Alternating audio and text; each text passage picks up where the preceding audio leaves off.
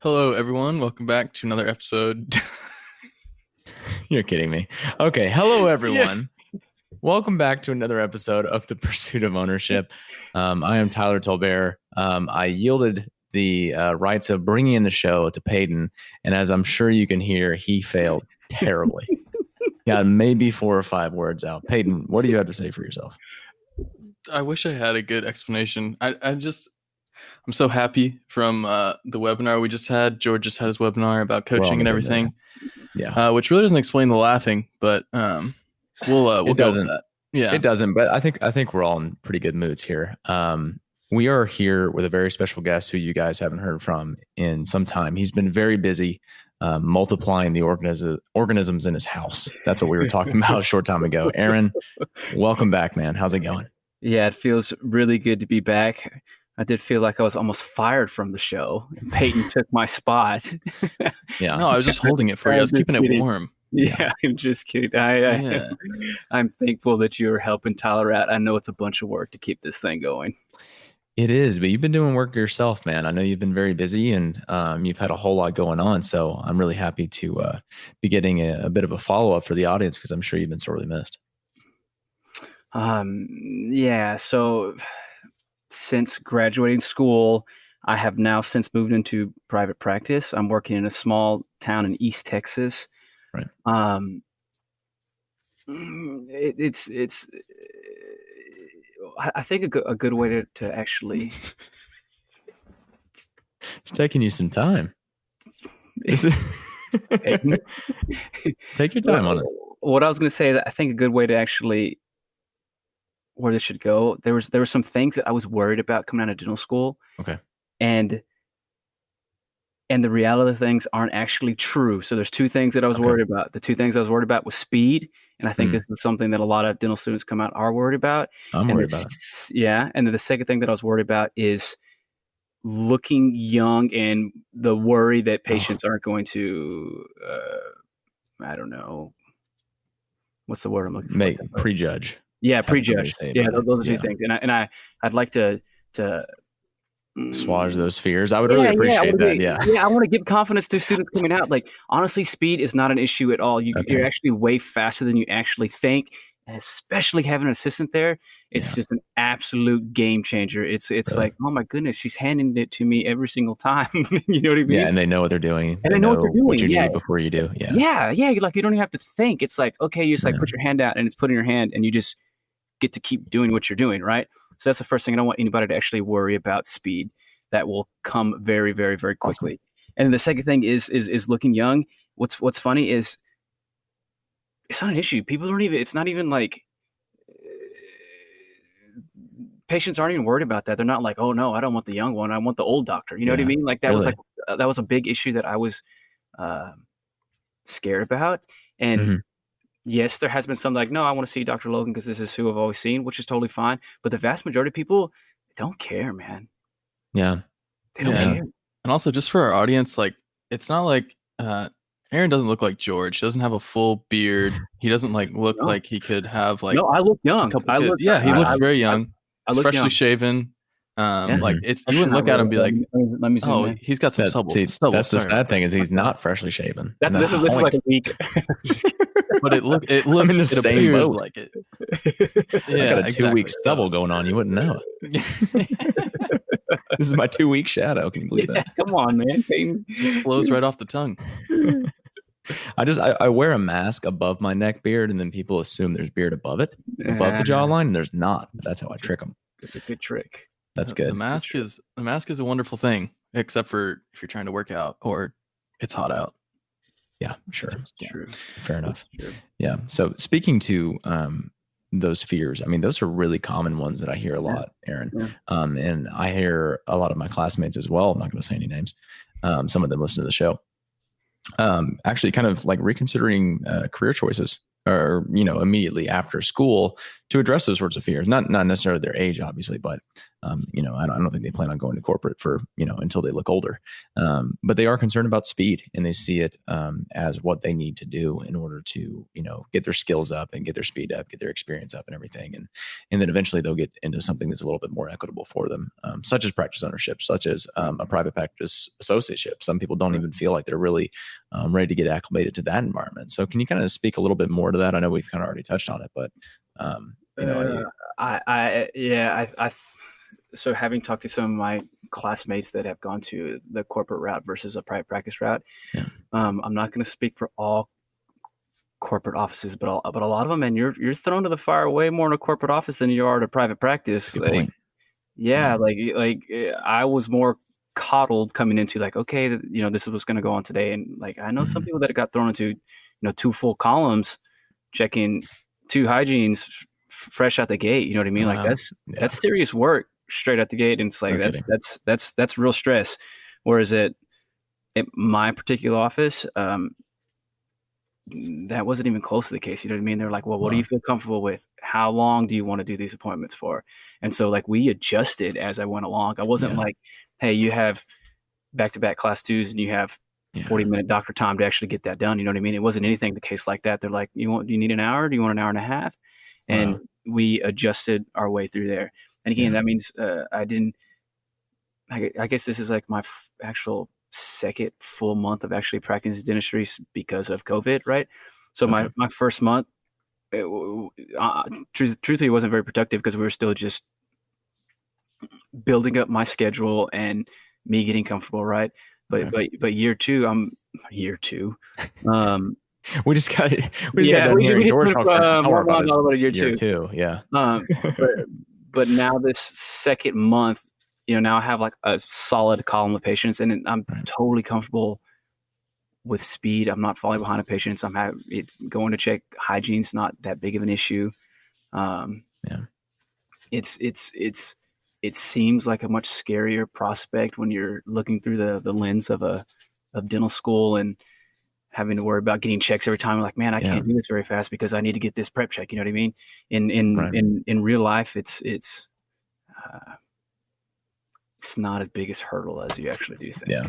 So kind of help us normalize a little bit. I think that one thing that people are considering currently, especially with my class, and not so much yours, is, people lost different amounts of time over COVID. And due to how clinics have changed over COVID, some people are getting more experience than others. Personally, I'm in clinic at max maybe 5 times a week. Like I see 5 patients myself. How much experience did you have, prior to graduation? How many crowns, how many directs? And do you think that really matters? So like feeling wise in like my class, I think most people have a general good grasp of doing a class 2. Once you get out of it, I think everybody has a good idea on that. I did my senior year, I was one of those lucky students that had the right amount of patience, and I did quite a few rounds my senior year, like in the 40s. Wow. Okay. Solid. Yeah. That's a good bit. But again, like, so I did that. I did a decent amount of extractions. I did 3 molar endos senior year. Okay. But through that whole time, that spent that whole year, honestly, in 3 months of private practice, you're already going to be proficient enough that none of that really even matters. Does that make sense? Yeah. Like, no, you're going to see enough patient during that time. You'll be like, by that time, you'll be like, right. Okay, I know how to do this. I know how to be confident. You know what I mean? Because what it basically comes down to is, all right, school, you're learning how to do it, right? You're like, okay, I need to do this. I need to do this. I need to do occlusal reduction here, axial reduction here, right? Like just learning the steps. But in those first 3 to 6 months of private practice, it's just about having the confidence to just go ahead and do it. Not like, oh, wait, let me check to make sure this one little spot's right. You know what I mean? It's like, all right, let's put the burr on the tooth, be confident, do confident strokes, and everything goes a whole lot faster. Yeah. And I was going to say too, like, I feel like that kind of speaks to, when you get out of dental school, regardless of where you are, like, you're going to have like some stress, like regardless if it's private, if it's corporate, whatever. So you can look at it and say, oh, I only did 20 crowns. This other person did 30 crowns. Like, at the end of the day, like you're going to be stressed a little bit getting out of school, but it's like that for everyone, regardless of if you've done, 10 fillings or 30 fillings. Yeah. So but the big thing is it's all in your head though. You know what I mean? It's like, if you have the confidence that you can go ahead and get it done, once you get out in private practice, I promise it's way easier. Yeah. But if you build this huge mountain up in your head before you actually get there and you're just so shook with nerves, then all of a sudden it's going to take a little bit more time. But if you're like, look, I know how to do this. Let's just go in there. Let's just get it done. Yeah. And then before you know it, it's just like, oh, okay, here we go. You know what I mean? Yeah. Just kind of becomes automatic. Right. Quickly. And it happens a lot quicker than you actually think. That's what was the most shocking to me. Mm-hmm. I was really worried about, speed and having the clinical know-how, but that's not the issue. The bigger issue is, you're only seeing, I don't know, whatever you see, let's say 40 patients, you have a pool of 40 patients that you are trying to get all your requirements from, right? I don't know what it is in your school, but just, there's this amount and you only have this many problems, right? Then all of a sudden you get out and you're seeing a whole bunch of patients a day. You're seeing 8-10 patients a day.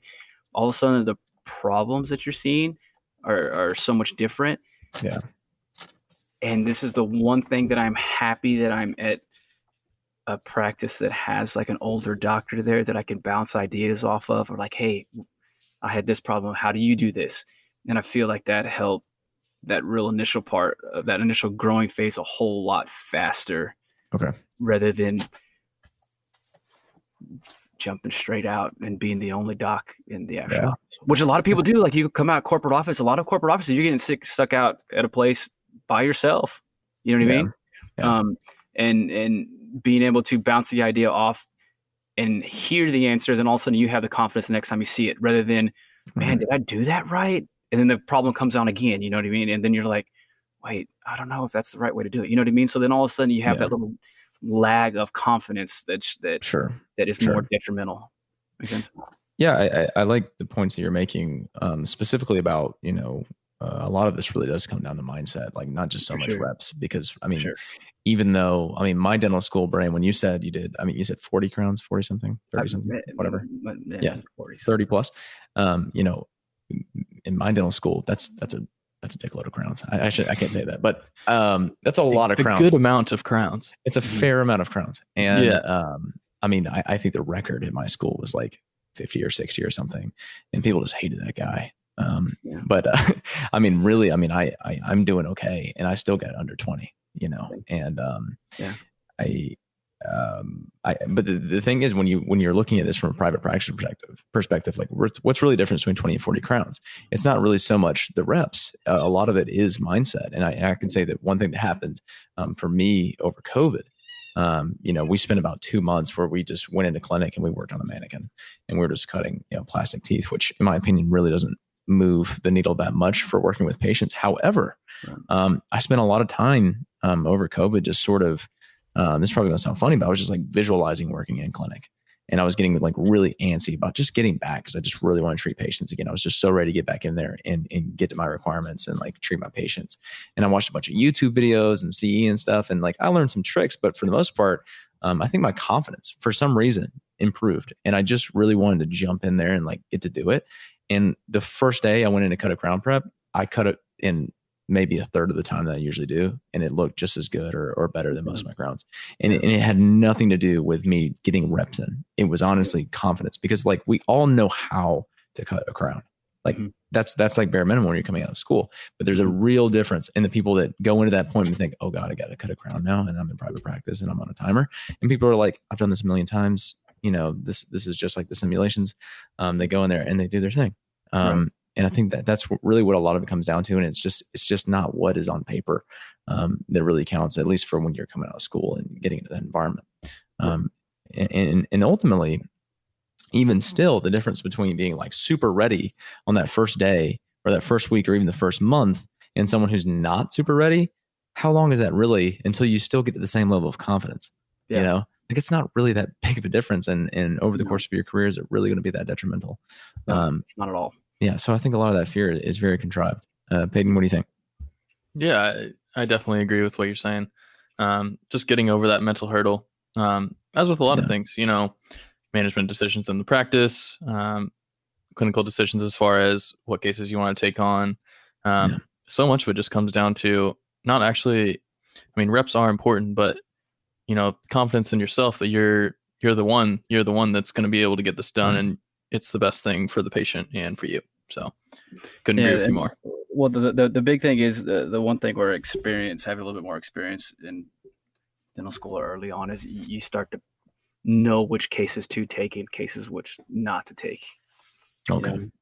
That's one of the main differentiators of somebody that has a little bit more experience versus somebody that doesn't, right? But again, those things in a small finite amount of time, you have enough experience where it doesn't really matter, right? Yeah. And so the clinical aspect of it, it's not really that big of a deal. Like, yeah, I understand, like, you want to have as much reps in dental school, but it's not really that big of a deal. Like the main thing is, and like you already said, is that confidence. And that confidence is what bleeds over when you're speaking to the patient. And then all of a sudden the patient feels a whole lot more comfortable. And then all of a sudden you're doing a whole lot more dentistry. But if you come in there like so worried and whatnot, man, they can smell it. You know what I mean? And then all of a sudden they feel uneasy, and then you're not doing any dentistry on them. Yeah, for real. It's funny. We talk a lot about mindset, and I think there's an assumption that has a lot to do with, the non-clinical side. It has a lot to do with treatment acceptance, as you mentioned, but even going as far as just like what you're doing clinically, it shows up. And I love that you make that connection of that ripple effect is when you are confident about what you're doing clinically, that bleeds into how you talk about what you're about to do clinically when you're presenting treatment. Your team feels that, your patients feel that, and there's just that ripple effect that's intangible but powerful. Yeah, and you bring up a really, really good point, and not so much of the clinical aspect of it, but it's like when you go into a new office, one thing that I think is really, really, really important, you need to go in there with the mindset like, hey, I'm willing to learn, and not only learn from if there's another dentist office, but from the team members. Like if you're in there and don't act like you already know everything, you're the new dentist in town, you know what I mean? Like you learn so much from them. And then also, man, they're your lifeblood to patients. I promise you, every single patient, every time you walk out of a room, they're asking about you, especially when you're the new person. Like that's the first thing. They want to make sure that at least the team members have confidence in you. And if the team members talk you up, then I promise you, it's the patient's going to be much more willing to do anything. So if that might be one of the most important parts of going to a new office, just make sure that you are being personal with the team, telling them that you appreciate them, things like that. Because those little things like that, they pick it up quick, and they will. The faster they get on your side, the faster you're going to get up to speed and doing dentistry also. Yeah, I think that's a great point. And I also tell that to people who are, whenever they're going to visit an office, they might be prospectively looking to buy or looking for a job or what have you, is really spend some time with the team. If you are just following, or if you're just being the shadow of the doctor and really just deferring to them on all things and just kind of like acting like the team's not there, when the doctor goes back and they ask, well, what did you think of this person? They're not going to have an amazing impression of you.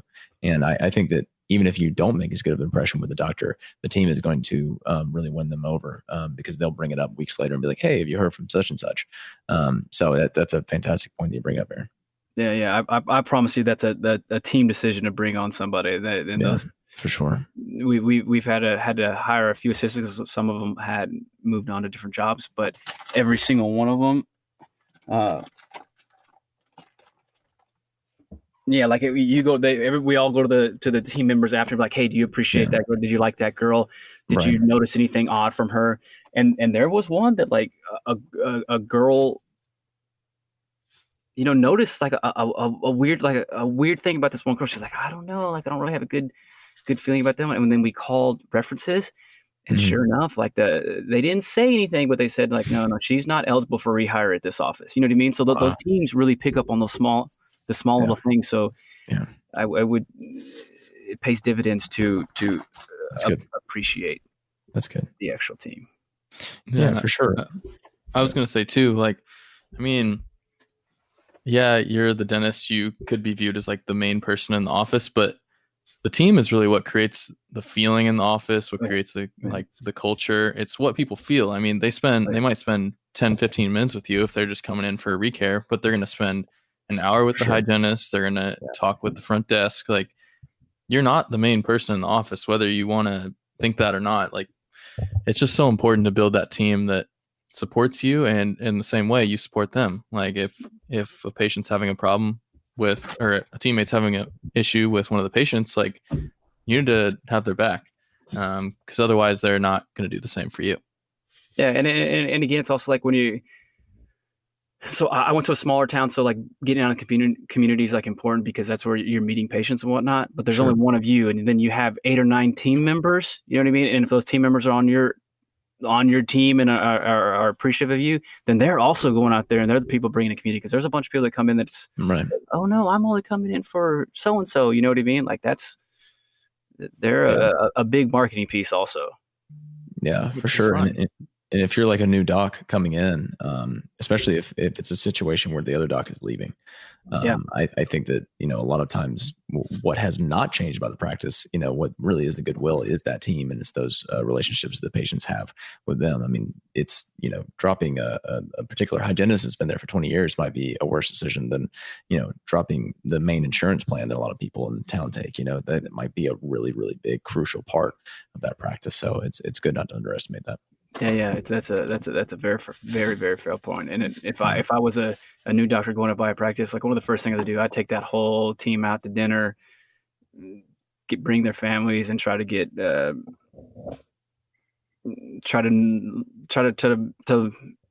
get more on a personal level with those team. I think that would actually pay dividends. But yeah, I was going to say on the flip side of the coin for what Tyler said, if you do have a long-term team member there that you've tried to see if they'll kind of change to how you want them to work, you've really kind of exhausted all your avenues to make them fit the culture you're trying to produce. Don't be afraid to let them go, and definitely don't take that the wrong way. You definitely want to try your best to make them fit the culture, but if you realize that they're kind of the one piece that's holding your practice back from the culture you want it to, then that might be a decision you have to make. So you just have to be able to look at it from a very objective viewpoint, I would say. Yeah, one person can for sure be a cancer and bring the whole office down. Yeah, it's very true. Very, very true. So Aaron, just to kind of switch gears a little bit. So obviously this is the pursuit of ownership, right? And, you were originally, being on the show because, you're passionate about that too. And obviously you're not in ownership currently, you're in an associateship. Can you kind of talk and speak to that role and that decision that you made? What guided it? Why are you here now? And what's the path forward for you? Yeah. So, and the reason that I got hooked into SP and all this was because I sent an email to George saying, "Hey, I want to be a practice owner fresh out of school." And that was my goal. I sent out mailers for all that third year and fourth year. Once I kind of decided on the area that I wanted to live, and when I sent out those mailers, I talked to a few dentists, and this one particular dentist that I am with now, he's the one that struck me as the, I don't know, the most compassionate, and he was, willing to teach. And I don't know, he really struck me as like a really, really nice guy. Once I looked more into his practice, I knew from there would have been no way that I could replicate his production straight out of school. It wasn't possible. It was like a lot of specialty work, or not necessarily. So production. It was comprehensive. Mid 1 millions. Okay. He does I don't want to say a bunch of molar endo, but I think I think it was like 2019, he did like, I don't know, 35, 40 molar endos, which it doesn't seem like a lot, but it's one a week, right? Adds up. Yeah. I couldn't replicate that. He does do a few cases of, full mouth reconstructions. There's some hybrids. The practice is more, he teaches at Pankey, so it's a Pankey style practice. Like, hey, we're doing comprehensive dentistry. Wow. Yeah. Somebody comes in with a cracked tooth. It's not like, oh, let's just go ahead and put a crown on that tooth because that tooth is cracked. It's like, hey, why is that virgin tooth cracked? Like, what's going on? What's the bite look like? What's the joint like? You know what I mean? It's more of a that style practice. And I knew I couldn't do all that. But my vision of the type of practice that I want is more a practice along the lines of that. I want to do a high care, more comprehensive dentistry. And so him being a teacher at Pankey, I thought that this would be a great way to do it, where he already likes to teach people and be willing to teach me and mentor me. So that's why I decided on this practice. And what's funny is I told him one of those first times I talked on the phone, was like, hey, like my goal is to buy a practice fresh out of school. Like he knew that from the very, very beginning. Right. And from the beginning, that wasn't ever an option for him. But as our relationship kind of progressed, we started talking about potentially, if it worked out at 1 year, I would buy half, and then 3 years buy out, right? Yep. And which kind of fit my. It was a little longer the buy out, but the 1 year buy in 50-50. I mean, you still get an equity. Yeah, which was fine, right? And what's funny is ever since day one that I've came into this practice. And I don't know if it's going to work this way for everyone, but in my situation, it's like the team members, after a certain amount of time, like he already told the team members, like, hey, like Aaron's going to be buying, half of this practice and buy me out. So they've always treated me as, I don't want to say like the boss, you know what I mean? But they've always treated me like, hey, this who is going to own the practice here soon. And so they've always, I don't know. It's been a weird feel. It's not. I don't have the feeling like, oh, he's just the associate. You know what I mean? Like you're being groomed. I'm literally being groomed for it. Yeah. Right. So it's a nice, I don't know, a nice happy medium. He comes and asks me for. And I don't want to say he's asking me for advice, but he'll like, hey, I'm thinking about doing this. What do you think about that? And he actually takes my input into it. You know what I mean? So it's not like. He's trying to teach me those leadership skills as I move along in I don't want to say stepwise function, but slowly. So once I actually do get into that spot, that I'll be able to handle it. The other week we have 2 new assistants, and they were up for like their monthly performance reviews. Yes. And he's like, hey, I want you to go run those. Like, I'm not going to go in the room. You're going to go ahead and actually do the review. So I sat down with each one of those assistants and asked them what they liked about the job, what they didn't like about the job. I had to tell them what they were doing well at and the things that they actually needed to work on. And they were totally cool with it. You know what I mean? Like they didn't think that was like weird that I was, just the associate. You know what I'm saying? But yeah. No, that's special. And I think, I have sort of a reservation towards, some of the dentists that,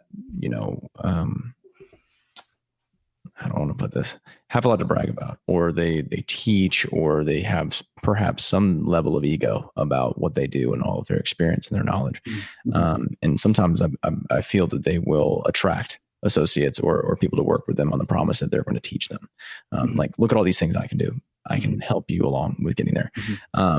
But you don't always get exactly what's being promised there. A lot of times it's more like, actually, I'm going to do all this cool stuff, and I'm going to give you the things that I don't really want to do anymore because they're kind of beneath me.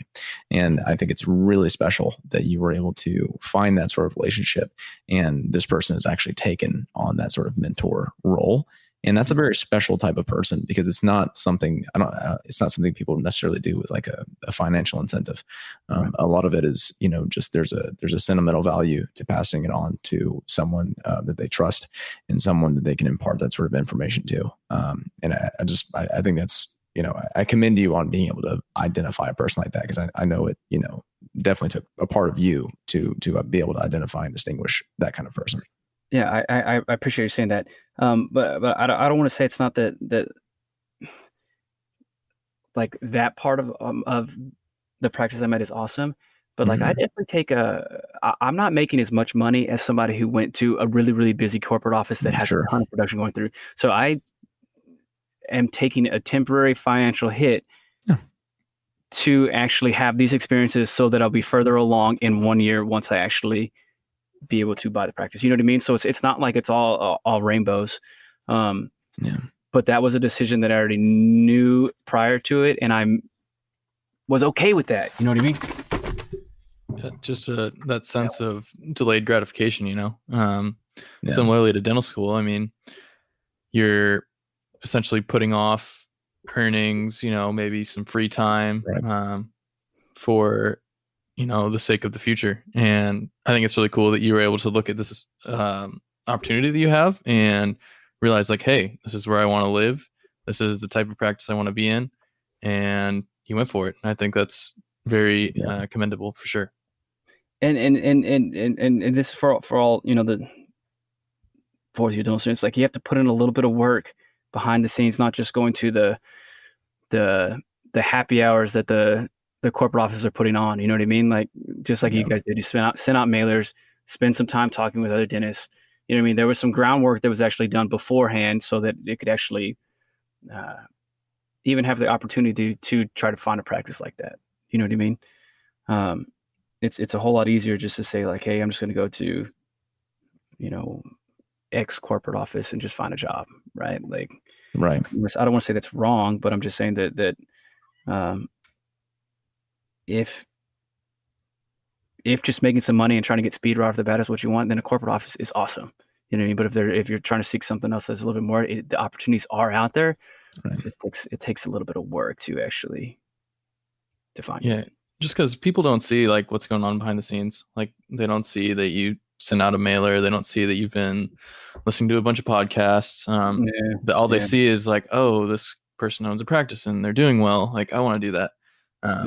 But seeing that and wanting that versus actually being willing to do what it takes to get there are two very different ball games. That's for sure. Yep. Yeah. And I think that there's, I have people that will come to me and they're trying to figure out, what the path is, right? And they always want like, what is the right answer? Do I go corporate? Do I go to an associateship? Do I just try to buy right out? What should I really be looking for? What's the best way to go? And I think really that's just the wrong question. And it's more about how you go about it. And it's about being intentional. It's about having a plan. The thing with Aaron here is that, yes, he did go out to an associateship. He did not buy right out, but he did that with intention. It wasn't like he, just kind of sat on his hands for a long time and took whatever came, his way. He went out and he found that opportunity, and it was one that aligned with his values and it aligned with his mission. And that's what's really important. I don't think it's so much about comparing dollars, how much money such and such makes in their first year out or what have you. It's about what is the vision and how are they going about achieving it. And I think that's really the definition of success. And that's how you end up finding fulfillment in whatever you end up doing after school. So, I commend whatever path someone takes, so long as it's one that's made with intention and not just, taking whatever opportunity happens to come along. Yeah. And I think that it's probably what George is still on a bunch of us is that you got to have a little bit of, I don't know, an idea, a vision of what you actually, how you want to practice. Yeah.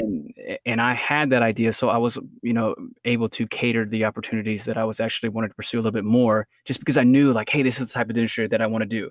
Right. And and it's not to say like that I'm going to end up doing exactly that type of dentistry, but it's like, hey, I'm here. Here's my vision. I made that decision and I started working towards it, and we can pivot at any point we want. But the point is like, hey, this is what we're going to do. Let's go for this. Not real wishy-washy. Like, oh, I don't know if I want to do this. I don't know. I don't know what I like. You know what I mean? It's like, hey, let's have some and just like, hey, this is what I want to do. Let's go for it. You know what I mean? For lack of a better word. Yeah. For lack of a better word. Respect. Yeah, we're trying to demasculinize this show, Aaron. So that's sorry. I'm kidding. Yeah, but you can't be wishy-washy about it. You know what I mean? Be like, hey, no, this is what I want to do. Let's go for it. You know what I mean? Yeah, Not sure. Oh, but what if this happens? You know what I mean? Like you got to get the idea of like what can go wrong out and be like, no. This is what we're gonna do, and let's go for it. Right. It's way two different ways to think about it. And if you sit there and harp on the what could go wrong, you're never going to be able to have the gusto to actually make that decision and go for it. Yeah, I think that there's that's one area where there's a huge mindset change that needs to happen. And it's sort of one of those things where we talk about, we have these survival mechanisms that get us to a certain place. And a lot of times we want to carry that same mechanism into the next stage. And one thing a lot of us do in dental school, myself personally, I can attest, is there's fear-based scenario planning. For me, when I have to motivate myself to study for boards or something, I honestly, like, I generally have to tell myself, like, it doesn't work for me to say, oh, I need to study so I can pass my boards and I can be a dentist. No, it's more like, if I don't study, I'm probably going to fail this thing. And they're going to give me an I, and then then I'm going to have to write a letter to somebody, and then I have to retake it and repay it. And like, it's very fear-based. And like, I have to motivate myself through fear. But what happens when you're looking for an opportunity after school is, if you're paying attention to these fears, like, oh, I look too young, or I'm not fast enough, or whatever that may be, you're gonna shoehorn yourself into a situation that you're going to be wanting to get out of in a very short period of time. And it's just not the sort of scenario planning that we need to be engaging in at that phase of our lives. It's more about being able to embrace discomfort. We need to be able to say what it is that we want, and then we accept whatever mess gets in the way. And the risks may seem like they're greater because you're in the real world now, but in reality, you're still a dentist, and like, failure is kind of just relative here. Like, we're not really talking about being left out in the streets if we go with a corporate job or an associate job or whatever. Like, we're just we have a vision, and we're trying to get there in the most expedient way possible, and we're accepting the messes that are in the way. And this sort of fear-based scenario planning is inhibitory at best. So I think that's just a huge mindset shift that has to happen for people. And it's tough. It's really hard, especially when you're stressed. Yeah. And especially, I mean, I think you said it the best, but it's one of those things like, I don't know how I want to say it, but I think getting out and actually just, if you don't know what you want to do, just get out and try something. And once you actually be like, no way, there's no chance. And after a couple bad jobs, I promise you, all of a sudden your vision's going to start getting a whole lot more clear. And then you're going to have you'd be like, okay, we're going to go for it now.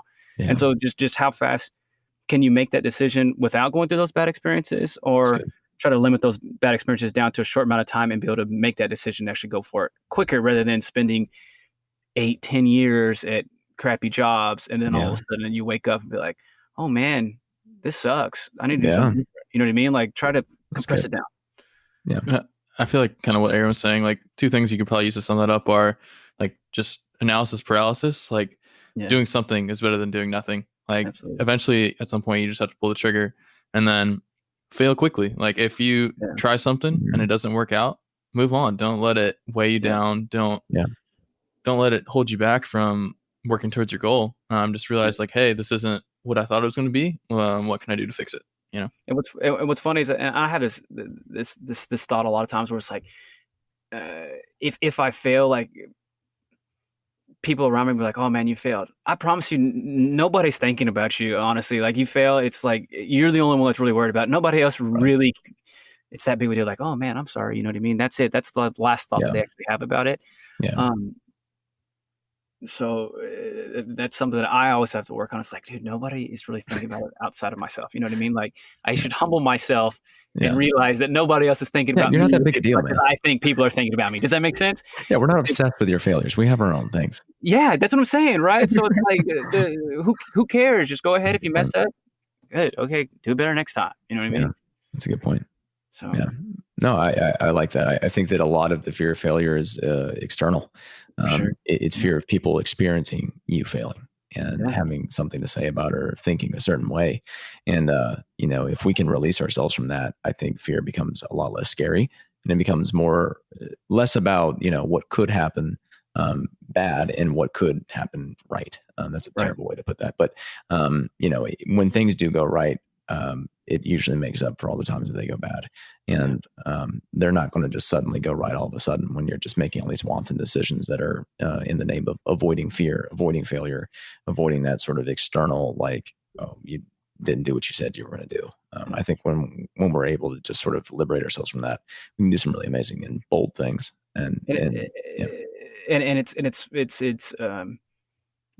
it's focusing on the positive things. Like that's a shift that I've had relatively recently. It's like, even worry about the things that can go wrong anymore. I just think about, I just focus on what can go right, and then all of a sudden, I don't have that feeling of worry or stress. You know what I mean? Yeah. Because my mind's not polluted with, oh, what if this happens? What if this happens? Now it's like, what if the good happens? You know what I mean? So then all of a sudden, like it's much more clear. For sure. And then you're just on to the next thing. Yeah, for real. Yeah, that's awesome. So on the topic of the next thing, so what is next for Aaron? What does it look like? What is your vision really like? I know you've talked a little bit about the sort of dentistry you want to do, but what are we really heading towards? What does it look like in a few years? Yeah. So I want to stick with the high care practice. Okay. That I want a high care practice that stays out of network. Well, that's one of my big goals. I do not want to go in network. I want to stay out of network. Okay. But I want to start incorporating. I really want to do implants. I like implants, but I really like CEREC, man. I'm going to be one of the nerd CEREC doctors. Oh, no. I know, man. It's so fun. Oh, man. You're going to be doing crown lays with a rubber dam on? No, I don't know if I'm going to do rubber dams, but I'm for sure. I've already done a few crown lay preps already, man. Here he goes. You know what's funny? Like one of the me posting his preps. Huh? He's gonna be putting glycerin on his preps and taking high resolution photos. I'm not gonna be posting stuff, but I do think CEREC's really fun. And about you say that now, just wait. I know, you're right. Yeah. Shifting house, here I come, buddy. Slippery slope. Well, one of the so I did a crown lay the other day, and I was like really worried about like, man, like there's no, I just had like mesial-distal boxes, you know what I mean, for like protection. I was like, man, I was all worried about it. Like for days, I'm like, he's probably going to come back. It's already going to fall off, you know? And then I had to redo a crown from the owner doctor that wasn't EMAX. It was on number 2. Like they fractured a cusp off of it. And so I had to go in there and prep it off. Right. And you know how you like prep a crown off, you just like mesodistal and I've done it before. Yeah, I went mesodistal, then I went like buccolingually, and then I went diagonally, and I went and it never came off, dude. I just ended up having to prep the thing off. You prep it up, yeah.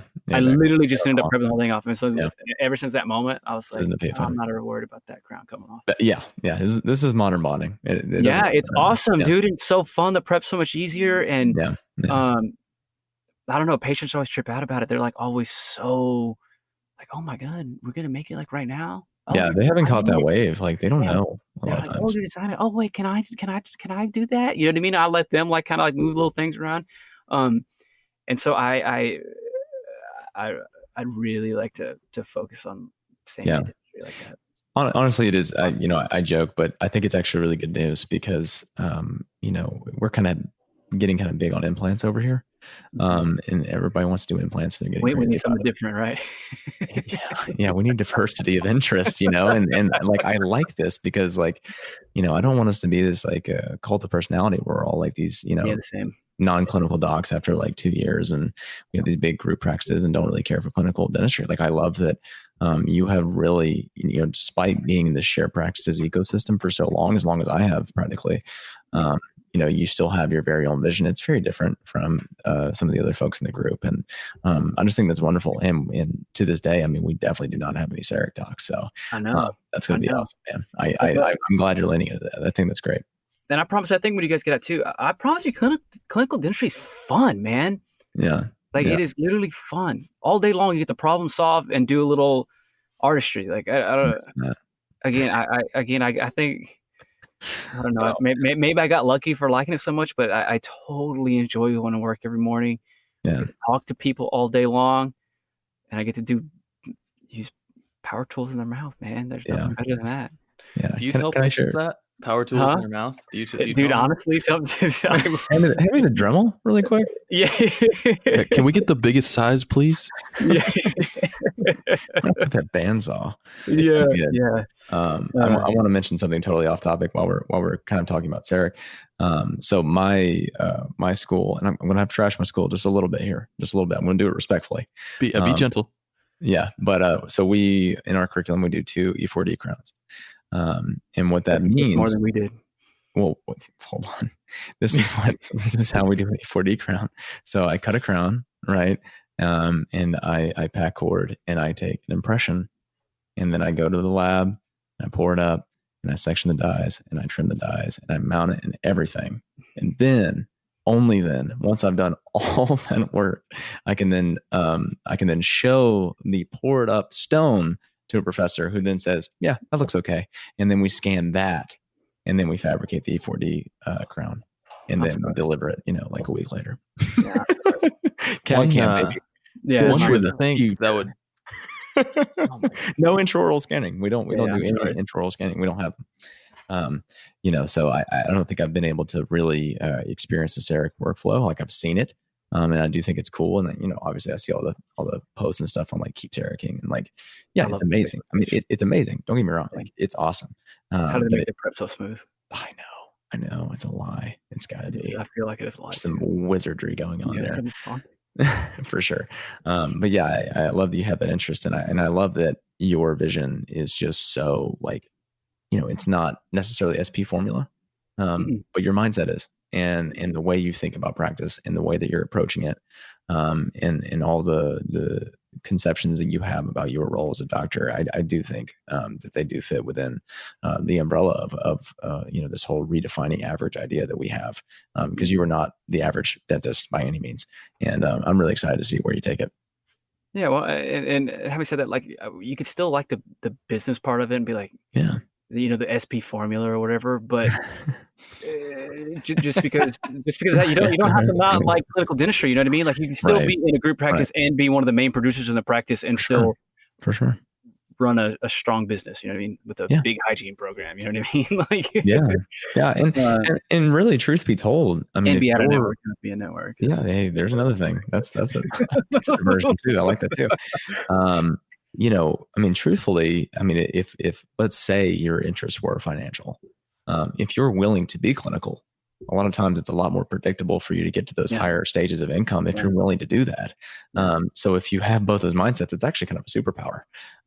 So, there's nothing wrong with it. It's not exactly, pulling away from the SP formula. It's actually leaning into it in a way that does involve you. But you just have to know about the things that shouldn't involve you. And I think that's really what it comes down to. It's just the ability to delegate and lead larger teams and know how all that works. So you do mention staying out of network. So what's all that about? Tell me a little bit more about what your inclination towards that is, because a lot of people are just up in the air about it. I don't know. I like to not have to worry about, like, when patients come to our office, they already they don't know they were out of network, but we already have like the what's the word I'm looking for? You know what the word I'm looking for? Like, the patients come in and they already understand that, hey, you're not coming to this office because we're the cheapest office in town, right? Oh, okay, sure. So when patients come in, they already have that understanding. We don't have to dictate, like, whatever we say. They're like, well, what about my insurance? You know what I mean? Like, that's not really something that's really talked about. And if somebody asks me the price of it, I tell them, yeah, here's the price of it. You know what I mean? And I think patients really appreciate that transparency of it. Yeah. You know what I mean? Like, it's like, hey, whatever it is, a crown, that's, whatever the amount is. And we just tell them, you know what I mean? Like, I'll tell them, the main doctor, he just tells them, because, like, that's the price. And that's what it is. And a lot of people appreciate that, instead of like, oh, well, I need to go talk to my insurance coordinator. You know what I mean? Like, that's not the style practice. And I think that builds trust with the patients. And then as my experience, as I become more experienced and a better dentist, man, I feel like I should be able to charge a little bit more than, you know what I mean? Like, come on, man. Sure, fair enough. Is that crazy to think that? Not at all. Yeah. Right. Yeah, totally fair. Yeah. Right. Yeah. And so that was a strategic move by me to go to a smaller town, so that possibly staying out of network is possible for a longer amount of time. And I may not be able to do that forever, but I want to have that control. Yeah. For as long as I can. And ultimately, that's where you're starting from. And if there comes a time where you have to start accepting some insurances, you're going that way. But I think it can be a more difficult thing to do in reverse. When you already accept every insurance under the sun, and then you're trying to drop them off. Good luck with those conversations, right? Yeah. Like there's definitely delicate ways to do that, but when you're starting with the expectation that people are not going to be paying cheaply for their work, I think that that's a good place to start from, and then you kind of walk it back at PRN, right? It's a different way of looking at insurance models and how you want your practice to be, but I think it's valid because ultimately you're intentional, and you have a plan, and that's what I respect most. And one quick thing also about people coming out of dental school going for associate contracts. Okay. Make sure you look at what insurance they're taking. A lot of my buddies now are starting to realize they're doing a lot of dentistry, and then all of a sudden they're not getting paid anything for it. Yeah. So make sure, as you're looking for offices, make sure you're looking at what insurance they are taking, HMOs, which PPOs they're taking. Like you can do a $200 root canal on somebody. You know what I mean? Like you need to be careful about those type of things. Just a disclaimer. Man, that's wow. Yeah, that's something a ton of people wouldn't even think about too. And I promise you, it is a big issue. Yeah. Whereas, in an office like mine, like I do way less dentistry, but still can produce, the same range, and it's much more at a nice casual pace where I can make sure that everything is done right, rather than, hey, I got to do this root canal in an hour for $200. You know what I mean? Yeah. So while we're on the subject of things that people should pay more attention to, are there any things that you wish you'd paid more attention to prior to getting this associateship in terms of yourself as a doctor, the opportunity itself, whatever that may be, some areas that maybe you've focused a little bit too much on, just some things that you would have done differently, say if you were in my place or Peyton's place in school? Man, but you guys are already doing it. You guys are doing it right because you've kind of got engulfed in SP, so you're learning a lot of that stuff, and it's the being able to see what's possible. So all of a sudden your mind is much bigger than what. Okay. Does that make sense? Yeah, of course. Yeah, like broaden horizons. Yeah. You're and I don't know if I would have ever had what the visions of what I wanted to do if I never hung around with our current group of people that we kind of hang around with, right? Oh, yeah. But other than that, I think, and this is kind of a funny thing to say, I think learning to be social is really, really, really important. Like, not dentistry aside, let's not even talk about dentistry at all. Yeah. Like being able to connect with people, especially people you don't know. Yeah. Small talk, being able to look people in the eyes, being able to smile at people. Like, honestly, that pays a lot more dividends than being able to do a smooth prep on number 30. You know what I mean? Like, I promise you that patient does not know how smooth your margins are. They know, does it hurt? Does it feel good when I bite down? But being able to just quickly be able to connect with people is honestly, I think, one of the best skills that a person can have. So go out and hang out with your friends. I guess the point. Don't just sit at home trying to get all A's on freaking gross anatomy. You know what I mean? Like, that stuff really long run does not matter. What matters is, will you be able to connect with patients quickly and easily and make them feel comfortable? Like, that's the most important attribute. So how well you can do that is going to vastly determine your trajectory. I think that's great. And maybe it would actually serve you better to go hang out with strangers. Honestly, but for real, go talk to some strangers. Go to the bar and go talk to some random people. Alone. Like, I promise you, that's gonna get you going a whole lot faster than it's an idea. Learning what the pineal gland secretes. You know what I mean? Like, that doesn't matter. I promise you, it does not matter. Yeah, that's a good point. And unless you want to just like win at trivia night, you know what I mean? Then sure, then you should learn that real well. But it makes me so mad. I still have the 8th step of the Krebs cycle like ingrained in my brain from high school, and I can't get rid of it. Like, it's just there. Like, it's not going anywhere. I don't even have that in my head anymore. And you're not starting a conversation with that either. Oh, no. Hear about the Krebs cycle. It sounds like a venereal disease. Yeah, but for real. It's not good. But not to belabor the point, but like that first 10 seconds when you walk into somebody and meet somebody, that's really, really crucial if they're going to let you do dentistry on them or not. Mm-hmm. Yeah, definitely. That's a great point. And especially with all the PPE now, like body language is more important than ever. Like people can't see your eyes. face. Like I always make sure to smile with my eyes now rather than just a normal smile. You know what I mean? Like I want to make sure that I look friendly in my eyes, and that's something that I actually think about throughout the day when I'm meeting somebody new. Yeah, like I smile and I.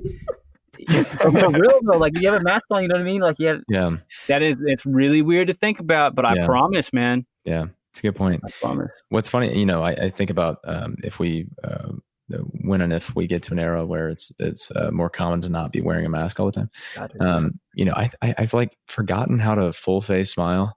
Yeah. Like I you can get away with just the eyes now, and like I've just trained it, like just that. But really, I'm just like mouth breathing the whole time and just looking like a dope. Like it's gonna be a really weird look when I'm not wearing a mask. Yeah, we're gonna be all so awkward. Like people are seeing my face. Yeah, like that actually has to represent something now. It hasn't been. Like I just like one thing I'll do in clinic if I mess something up. I just like mouth curse words like right in front of the patient all the time. Like I mean, I'm used to wearing masks, but now I can actually say stuff and they can't hear me because I wear a respirator. Right. And so I can just say what I want. Right. Like anytime. Like, damn it, I dropped that again. Yeah. This is don't say oops. Like, no oops in dentistry or things like that. Just I can get away with nothing happened. Yeah. It's amazing. They don't know what's happening in your mouth, man. I kind of have the opposite problem. Like when I smile, like my eyes like stay still. So like I'll smile behind my mask and people think I'm just staring at them. Like, well, work on your eye smile, dude. You get exercise that, dude. It's called smizing. Take home work. Get it done. Yeah. Tyra Banks coined that term. It's not mine, but I don't know who Tyler Banks is, but Tyra Banks. Oh, Tyra Banks. Oh, I know who that is. I was like, Tyler Banks, man, that does not ring a bell. No, that's my rap name. Tyler Banks. Yeah, that's it. But yeah, so Aaron, thank you so much for your time, man. I have been so impressed, with how you've spent your time out of school, especially amid everything going on, and your ability to float your own boat and stay the course that you've intended upon, and using the things that you've learned and gathered from share practices in your time here to your own advantage and to write your own story, I think is a really amazing thing. And it kind of like really drives home the point that, this is not about, trying to replicate anyone here's success. It's about trying to make it for yourself. And I think you represent that really well. So I'm glad we had you on. Yeah, I appreciate it. I owe a bunch to Shade Practice, and I appreciate all y'all's friendships. Well, we owe a bunch to you. I think I sometimes take a lot of credit for doing a whole bunch of evaluations and taking emails and stuff. And I'm here to tell you, Aaron did probably 10 times as many as I did, and he fixed the ones that I screwed up. So let that. Well, thanks for putting that on record, but I was okay with giving you all the credit. He was QA. He was QA for a lot of that stuff, and still helps out where he can. Until next time, we'll get another update from you. All right, Aaron, we really appreciate it, and I hope everybody enjoyed the episode.